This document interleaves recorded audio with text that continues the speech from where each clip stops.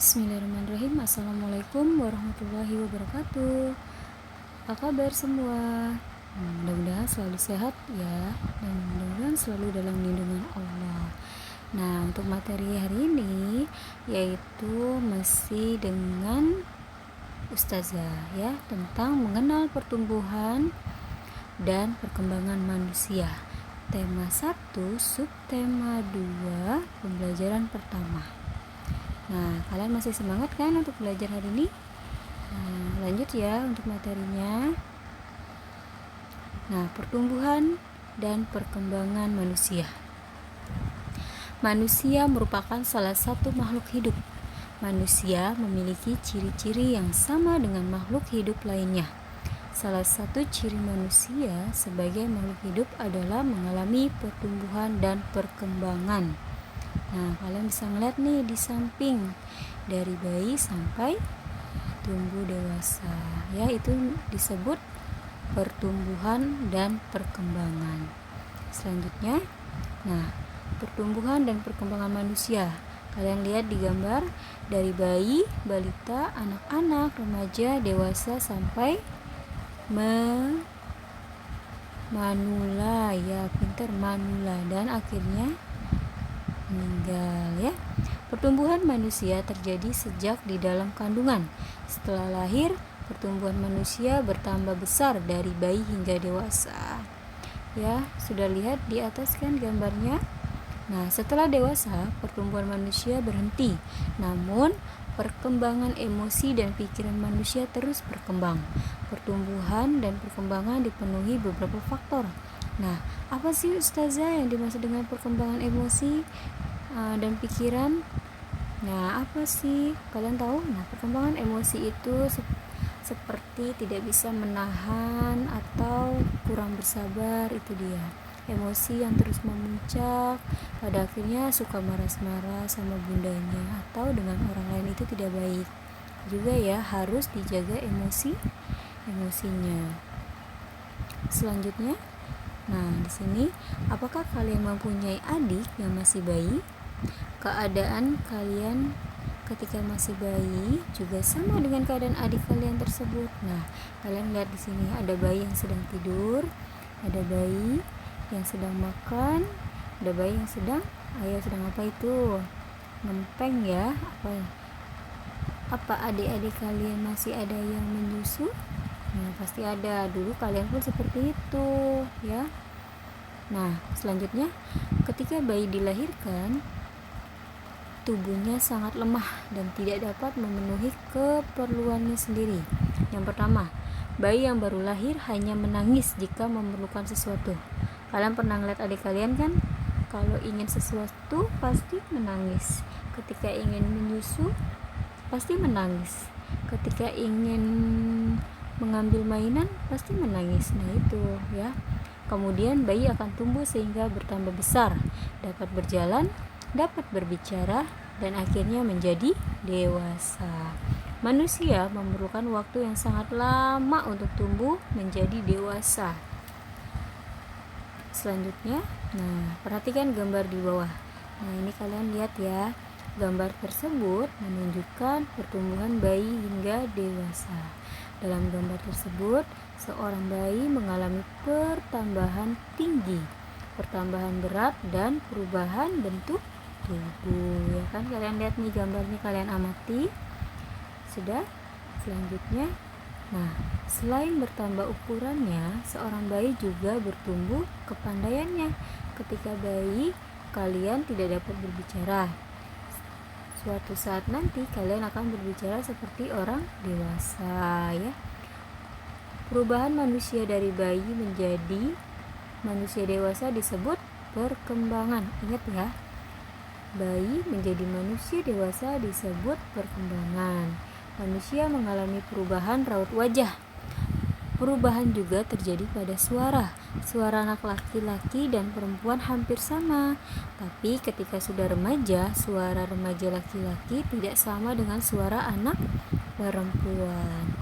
Nah, terus juga warna rambut juga mengalami perubahan karena pertumbuhan. Rambut orang yang sudah tua berubah menjadi putih.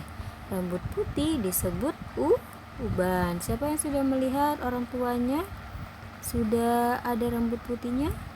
Atau melihat kakeknya yang sudah memiliki rambut putih atau disebut uban? Nah, berarti kakeknya sudah tua ya, tidak boleh marah-marah sama kakeknya. Selanjutnya, manusia sebagai makhluk hidup mengalami pertumbuhan dan perkembangan, bertambah berat serta tinggi. Tinggi badan merupakan salah satu contoh pertumbuhan. Jadi, bertambahnya berat serta tinggi badan merupakan salah satu contoh pertumbuhan ya. Kalian melihat kalian nih yang semakin tinggi, semakin berat, itu berarti kalian mulai tumbuh. Siapa yang udah ngerasa badannya tinggi, berat badannya bertambah, nah berarti kalian sudah makin bertumbuh besar. Nah, memperagakan gerak kuat dan lemah tangan dalam suatu tari. Nah, di sini materi selanjutnya itu tentang seni budaya ya. Kalian tentu pernah menonton suatu pertunjukan tari, baik secara langsung maupun melalui elektronik seperti televisi. Siapa yang pernah melihat di televisi seperti orang-orang menari? Nah, pernahkah kalian mendiskusikan gerak pada tari yang kalian lihat tersebut?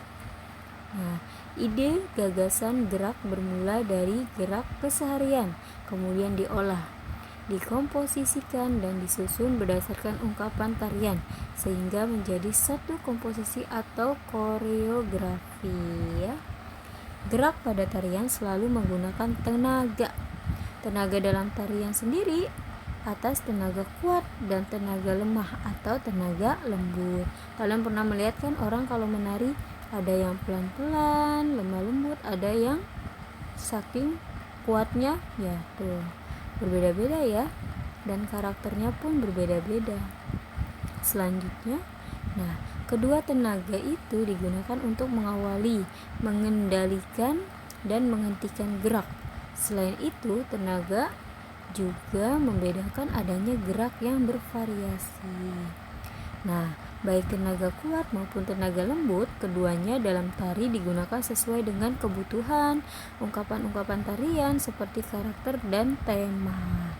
Oleh karena itu, unsur tenaga dapat membedakan jenis tarian yang satu dengan yang lainnya. Jadi, kalau kalian melihat tarian yang berbeda-beda, itu sama saja menyesuaikan dengan karakter dan tema.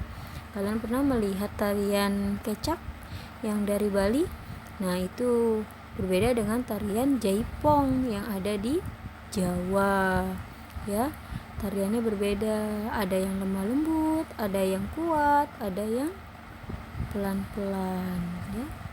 Selanjutnya, nah di sini nih kalian lihat gambar seseorang sedang menari. Nah, dalam tari gerak terdiri atas gerak kepala dan leher, gerak mata, gerak bahu, gerak tangan, dan gerak kaki. Kalian pasti pernah melihat kan yang matanya sampai ngelirik-ngelirik? Nah, itu gerak mata. Terus gerak kaki yang kakinya dimaju mundurin, nah itu gerak bahu, mata, dan tangan ya. Kalian pasti paham. Nah, contoh gerak kepala dan leher adalah gerak menoleh, gerak kepala mematuk, gerak kepala menggeleng. Itu untuk gerak kepala. Selanjutnya, badan kita mengalami pertumbuhan, kemampuan kita pun mengalami perkembangan.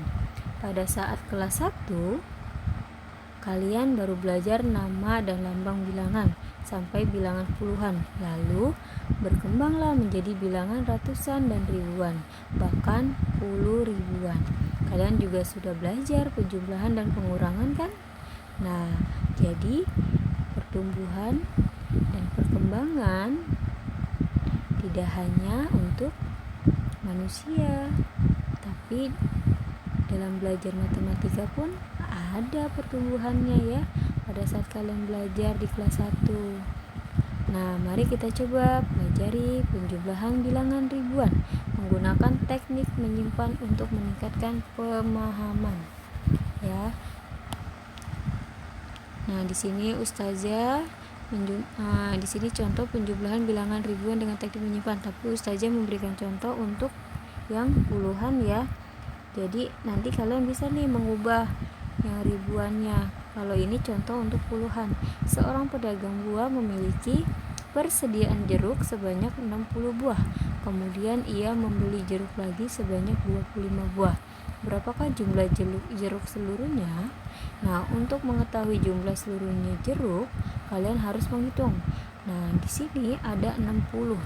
60 sama dengan 60 ditambah 0.